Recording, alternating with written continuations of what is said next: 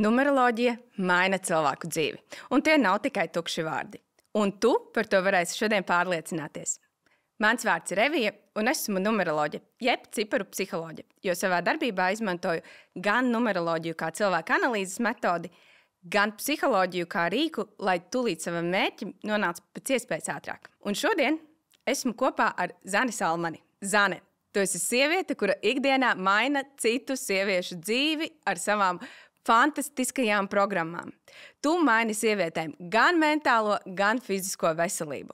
Zane, tu esi piemērs tam, kā sieviete, ja grib, tad var apvienot divas ļoti būtiskas lomas savā dzīvē. Tā ir gan karjera, gan arī ģimenes dzīve. Tu esi burvīga māmiņa saviem 2 mazajiem bērniem, tu esi lieliska sieva, tu esi burvīga meita saviem vecākiem.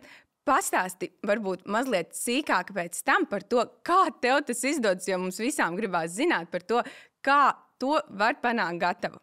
Bet paturpināšu mazliet ar pateicības vārdiem tev. Paldies tev, Zane, par to, ko tu dari ikdienā. Paldies par to palīdzību, kuru tu sniedz sievietēm. Un paldies tev par to, ka rādi piemēru tam, ka ja tu gribi, tu vari. Un tu esi viss. Un mums visām sievietēm ir jāņem piemērs no tevis par to, ka, ja sieviete vēlas, viņa liek sevi par prioritāti un var izdarīt visu un visās svarīgākajās lomās. Un paldies tev par to, ka tu no numeroloģijas viedokļa atļāvi sevi ieskatīties un atļāvi ar to arī padalīties. Zane, pastāsti mazliet par sevi. Jā, paldies, Evija. Man liekas, tu mani tik ļoti nolīlīji, ka man pašai nemaz tā neliekās. Jo atklāti sakot, zinot, ka mums būs šī podkāsta ieraksts, varu tik tiešām atklāti pateikt, ka šis ir tas mans dzīves brīdis, kad esmu tādā diezgan dziļā izdegšanas fāzē. Ja? Jo, redz, kā ir, mums visām gribās apvienot visu, un ir mazi bērni, un ir negulētas naktis, un ir dažādi pienākumi, jā, atbildības. Un, lai arī es saku citām dāmām, parūpējies par sevi, liec sevi par prioritāti, kaut kādā mirklī man tas pašai nogāja greizi, jo mēs visi esam tikai un vienīgi cilvēki, ja? Nesam supervaroņi. Un, ko tas man liek saprast vēlreiz un vēlreiz? Tas, ko es nododu caur savām programmām, tā ir tiešām tāda vērtība, kam būtu jāsako līdzi katrai sievietei. No sākuma tu, un pēc tam būs viss pārējais. Jā, par to, ka tu saki paldies, ka tu palīdzi, ka tu stāsti. Zini, man no bērnības ir bijusi vēlme palīdzēt kaut kādā mistiskā veidā. Māmiņa, atceroties mani pavisam maziņu, teica, tu jau tad teici, ka tu ļoti, ļoti gribi palīdzēt.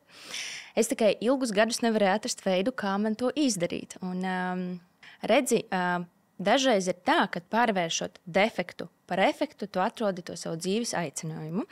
Un arī manā gadījumā tieši tas tā bija. Viss sākās patiesībā ar uzturu, jo man pašai bija, teiksim, nevis liels liekais svars, ja, bet tomēr pubertātes vecumā liekais svars. Manām ģimenes sievietēm ir šī nianse, ja.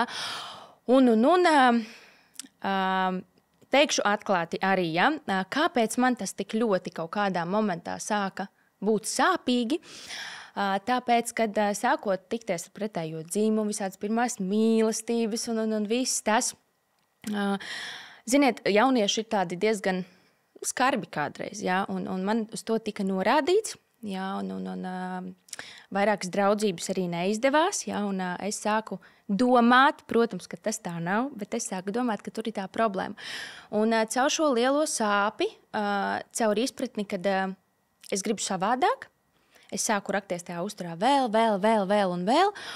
Un beigās es to esmu pārvērtusi ne tikai par palīdzību citiem, bet arī par tādu diezgan veiksmīgu biznesu, kuru es uzsāku pavisam netik sen. Jā, un īstenībā no savas virtuves, varētu pateikt, ar runājošo galvu, vienkārši no sirds nododot to savu puzlīti, jā, jo bieži vien runājot par uzturu, ja, kas arī tu teici, kad es nestrādāju tikai ar cilvēku fizisko ķermeni, mums bieži vien ir pieņems domāt, ka veselība, tas ir tikai tavs fiziskais ķermenis, nebūtu nē. Ja mēs paskatāmies pēc tādas mūsdienu koncepta, jaunās pieejas, ja, tad tur ir vismaz 6 prizmas, no kurām mēs skatāmies. Un tas ir tas, ko es gribu nodot. Ja tev būs vesels ķermenis, tev būs arī pārliecība, jā. Ja tu liesi šo te labo degvielu, tu varēsi braukt kā Ferrari, jā, un tu varēsi arī dzīvē sasniegt lielas lietas, jo, ja tev nav enerģijas un tavs prāts nav skaidrs no tā, ka tu uzņem tad ļoti, ļoti nepareizi uzturu, nesako miega režīmu un tā tālāk, tad tu jau arī nespēji izdomāt tās lielās lietas, jā. Tā kā tev ir, kā es saku, jaunā laikmeta valūta, tā ir enerģija. Un tam ir vajadzīgs vesels ķermenis un spēcīgs prāts, apvienojot, tu vari uzlaisties kosmosā. Jā, tas ir tas, ko es daru, tas ir tas, ko es gribu nodot, jo tad arī cilvēkiem rodas cita vērtība tam. Jā, nevis vienkārši ēst veselīgi, diezgan garlaicīgi, vai ne? Es neredzu pievienoto vērtību.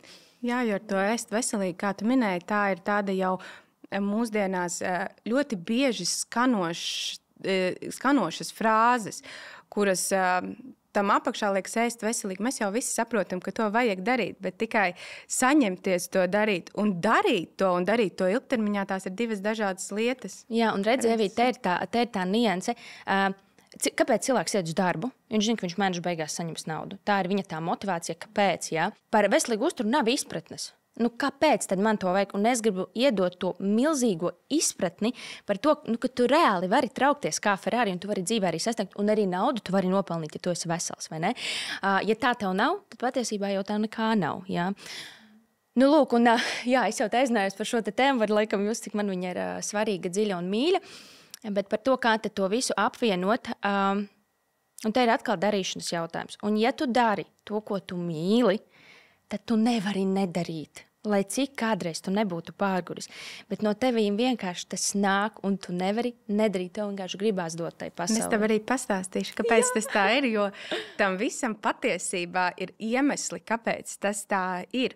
Un pie finanšu jautājuma un finanšu sfēras mēs tam pieskarsimies. Un tas ir tas, ko es arī vēlos teikt pārējiem cilvēkiem par to, ka arī no numeroloģijas viedokļa par mums var pateikt ļoti daudz. Numeroloģija tev parāda par to, kas tu esi kā personība, kādas ir tavas stiprās un vājās puses, kādi ir tavi talanti, kādi ir tavi aicinājumi, un aicinājumi mums ir katrā jomā savādāki. Un tad, kad tu zini savu aicinājumu gan kā personībai, gan tam, ko gaida no tevis dzimta un tavas garīgās vērtības, kas ir otrā svarīgā sadaļa. Trešā sadaļa mums ir finanses. Tu zini savas stiprās puses, tu zini savus talantus, tu zini, kas ir tas, kas tev dos finansiālo realizāciju. Un tad, kad tu pelni ar saviem talantiem un ar savām stiprajām pusēm, tad tu zini, ka naudas pelnīšana var būt viegli. Mēs bieži vien apkārt dzirdam, naudu var pelnīt viegli, naudu var pelnīt viegli. Tas dažu brīdi var likties pat kaitinoši. Ko nozīmē naudu pelnīt viegli, ja tu strādā varbūt darbu, kur tev ir fiziska piepūle? Bet naudu pelnīt viegli nozīmē, ka tad, kad tu dari to, kas tev patīk, tu savu darbu neuztver kā apgrūtinājumu, un tas ir tas, pie kā es vēlos piesaukt visus pārējos, un tāpēc man ir tik svarīgi, lai cilvēki izprot sevi, un numeroloģija ir rīks, kurš atbilstoši taviem dzimšanas datiem precīzi pasaka, kas ir tas, kas tev ir jādara, bet tajā nav viens noteikts ceļš, kurš tev ejams. Ja? Tas ir tas, kā tu vari dzīvot atbilstoši daudz dažādiem cipariem savā kodā un savā dzīvē. Jo tavā dzīvē patiesībā tikai tavā personībā ir 6 cipari, kuri veido tevi kā personību. Un šodien mēs iziesim cauri visām 5 kategorijām, atkārtoši tā ir tava personība, dzimta un garīgums, finanses un realizācija, attiecības un veselība. Un tad mazliet pieskarsimies arī galvenajai misijai, jo kas man aizrauja numeroloģijā, ko bieži vien cilvēki jauc, ka numeroloģija ir ezotērika. Es vēlos teikt, ka tā gluži nav, jo ezotērika ir par to, ko es sajūtu, kāda ir mana vīzija, bet numeroloģija tev precīzi pasaka, kas ir no matemātiskā viedokļa un kas ir atbilstoši statistikai tavā dzimšanas kodā. Un mums šie cipari ir ļoti nozīmīgi, un katrs patiesībā atpazīst sevi. Jo mana pieredze rāda to, ka numeroloģija ir fantastisks rīks sevis izzināšanai. Es tevī noteikti gribu tev piebilst šajā mirklītī. Es vienmēr esmu arī ticējis, ka ir kaut kas vairāk, kad ir kaut kas vēl, ja? Jo man liekas, tas ir tā, diezgan muļķīgi domāt, ka mēs esam tādi vienīgi un visi varenie. Bet, ko es pie šī noteikti gribu piebilst, mēs ar Eviju jau izskatījām manas tēmas arī iepriekš, ja? Un mans pārsteigums bija milzīgs par to, cik precīzi un par to, ka lasot katru tēmu, es saprotu, bet es to iekšēji jūtu. Kaut kādu iemeslu pēc es to neizmantoju, kaut kādu iemeslu pēc es varbūt baidījos, kā mums visiem, ja? Bet tik precīzi, ja? Jo es esmu gan bijusi gan pie astrologa, gan cilvēka dizains, gan vis kaut kādas prakses, un man tas vienmēr viss ir paticis un aicināts, un es zinu, ka tā ir tāda palīdzība tev kā personībai, ja?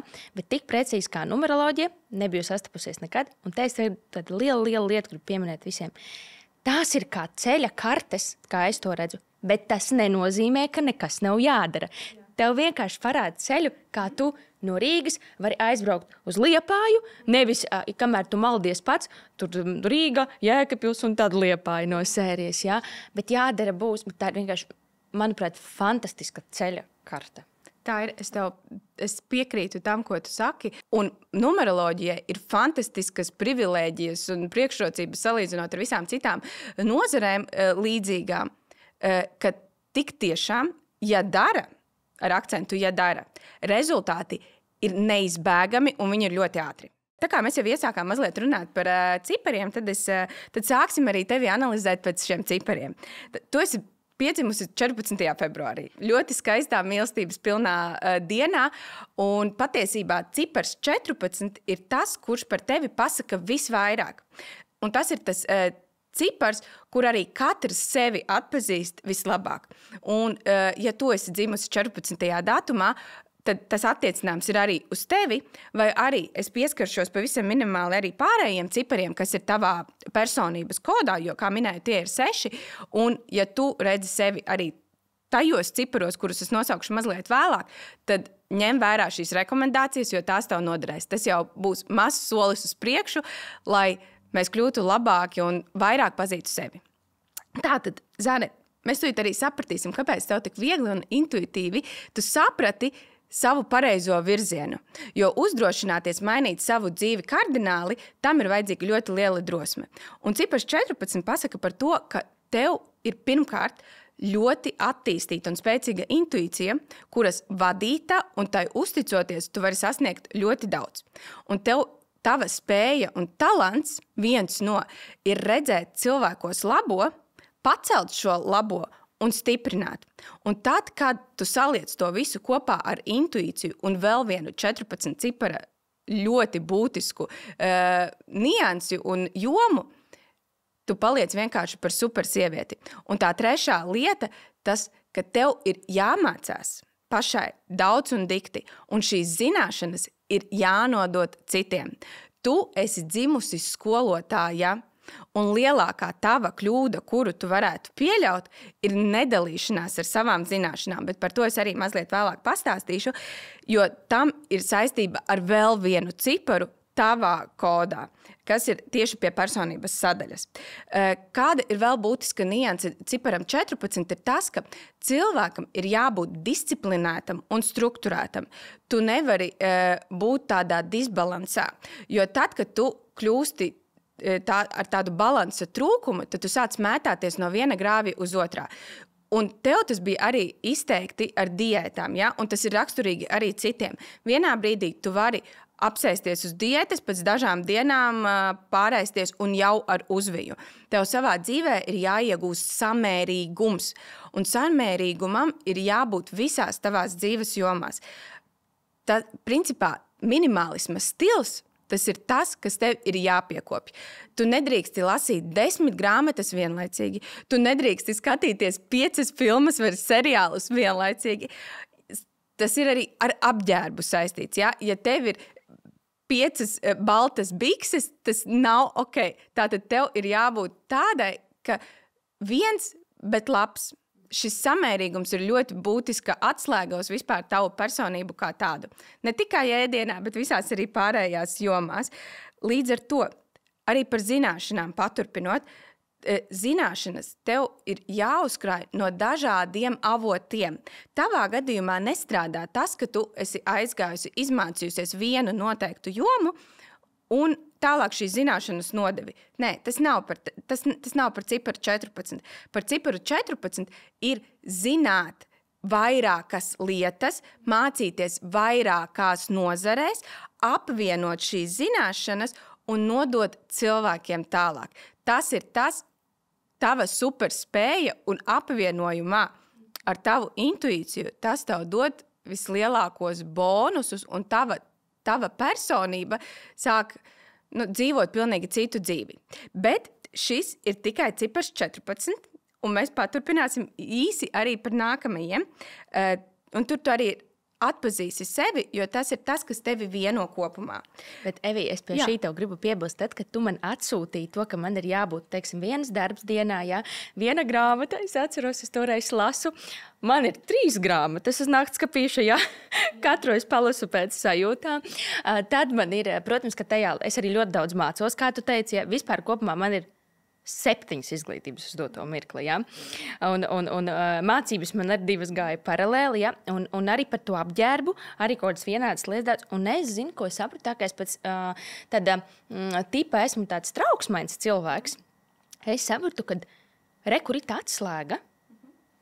Pa vienam, labi, darbus man vēl nav sanācis darīt pa vienam, man šobrīd viņi ir ļoti, ļoti daudz mazi, bet arī to es mācos sakārtot, un tik tiešām tie darbi iet raitāk, iet labāk, un mans tas psihoemocionālais stāvoklis, es esmu mierīgāka un ar skaidrāku prātu. Tā bija tāda tiešām atslēdziņa. Un, ja, piemēram, tas bija piemērs tam, ko es tikko teicu, tas bija par cipara 14 plusa izpausmi. Bet tikpat labi šo ciparu var dzīvot mīnusa izpausmē. Un tad ir gan haoss darbībās, haoss gan darbā, gan mājās, gan vispār par un ap tevi. Ja? Tas ir fokusa trūkums, kam ir arī ļoti liela loma, jo fokusa trūkums ko nozīmē? Tas nozīmē to, ka tu ķeries pie ļoti daudz lietām un beigās vai nu nepabeidz nevienu no tām, vai arī pabeidz, bet to neizmanto savā dzīvē. Un tad tu savā dzīvē jūties tāda pazudusi. Un ja mēs apskatāmies to, ka tev ir intuitīvi jābūt ļoti attīstītai, tev ir jāmācās, jānodod zināšanas, jābūt strukturētai, disciplinētai plusā, bet mīnusā, ja tu sāc dzīvi dzīvot haosā, apātijā, disbalansā, it visā, kas tev ir, tu sāc būt uz diētes, pēc brīža tu atkal esi norāvusies, tad tāda dzīve tev ir pilnīgi visās jomās. Tu nespēji saņemties, tu nespēji neko strukturēt. Un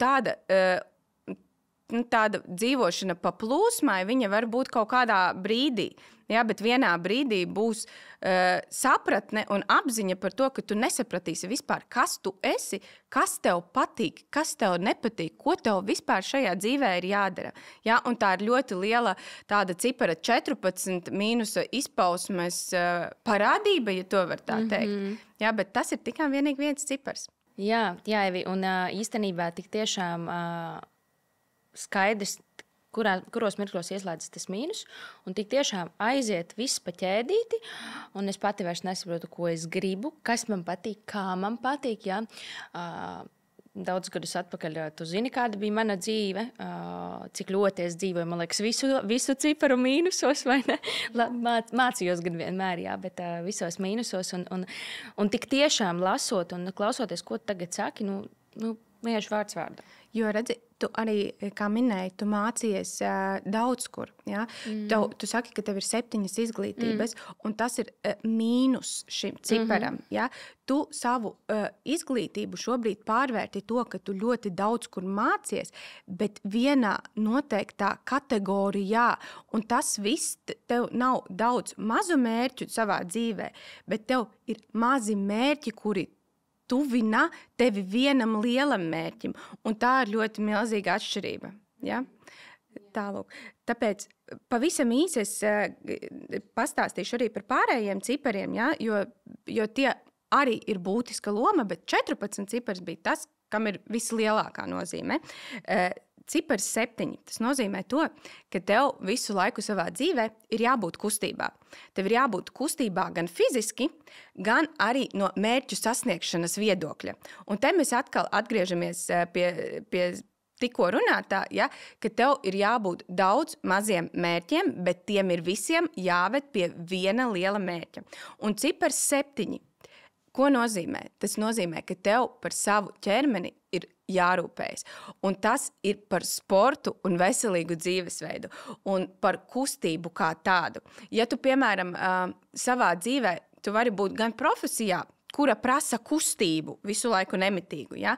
Gan arī tieši no veselīgā dzīvesveida viedokļa kustībai. Ja? Un tu nedrīksti savā dzīvē pakļauties atkarībām. Tas ir tas, kur var būt nosliece. Un ko nozīmē atkarība? Atkarība jau tā nav tikai, piemēram, kā mums citreiz var šķist, alkohols vai kaut kādas vielas. Ja? Tā var būt arī no cilvēkiem. Un šī atkarība var pat būt no saldumiem vai no kaut kādām lietām, kas ir tavā ikdienā, kur tu nevari nekādā veidā tikt no tā vaļā. Ja, tā nav runa tikai par tādām alkoholiskām lietām, jo tas ir pirmais, kas mums parasti nāk kā asociācijā. Tad tavā kodā vēl ir cipars 16, un tas nozīmē to, ka tev ir dots vēl papildus spēks. Jo, ja mēs apskatāmies 7 un 16, kas ir 16 ir 1 plus 6, tas ir līdzīgs kā 7, tikai vēl ar papildus īpašībām, ka tev ir jāspēj savā dzīvē celt lietas. Vai, ja mīnusā būsi, tu savu dzīvi vienkārši sāksi iznīcināt. Un te ir atslēga tieši tas sports, kur es tikko arī pieminēju, jo, ja tu šo enerģiju nepareizi virzīsi, tu viņu virzīsi uz sevis iznīcināšanu. Un, lai tas nenotiktu, tev tas sports, tā sava lielā enerģija un spēks ir jāvirza pareizi un veselīgi. Un ko nozīmē vēl cipars 16? Tā ir biznesu celšana. Attiecību celšana, kā māja, kā pamati, ja? Jo mēs attiecības arī bieži vien salīdzinām ar to, ka tās ir jāceļ, par tām ir jārūpējas. Ja? Un mana rekomendācija, ņemot vērā, ka mēs visi esam ģimenes dzīvē un varbūt labāki vai sliktāki brīži, tev nebūtu ieteicams šķirties, ja? Jo mēdz būt situācijas dažādas, ja? Bet tas ir tas, pie kā ir jāpiedomā. Šķiršanās iespējama ir tikai tad, ja divi pieauguši cilvēki var apsēsties bez jebkādiem aizvainojumiem, izrunāt situāciju ar mīlestību viens otru palaist, tādā izcilā variantā tā, ka mēs varam vēl sazvanīties un parunāties, ja vajag, un katrs vienkārši veido savu dzīvi. Un vēl tā ir iespēja ciparam 16 visu izveidot no nulles. Ja? Tā ir spēja no nekā izveidot kaut ko. To tu arī pēc brīža varēsi pakomentēt, bet cik es arī sekojot tev arī Instagramā, tu arī biji dalījusies ar to, ka tu sevi kā seju, sevi kā brendu, sevi kā savas jomas profesionāli esi izveidojusi pati no nekā, un tev pat nebija tādas finansiālā atbalsta, un arī varbūt ne līdz galam tāda morālā atbalsta to, ka visi atbalstītu to, ko tu dari, un teiktu, ej, dari, tev sanāks. Ja? Līdz ar to tevī bija tas spēks, ko tev arī deva šie cipari, apvienojot ar tavu intuīciju, ko mēs runājām iepriekš. Tas arī izveido tevi tālāk.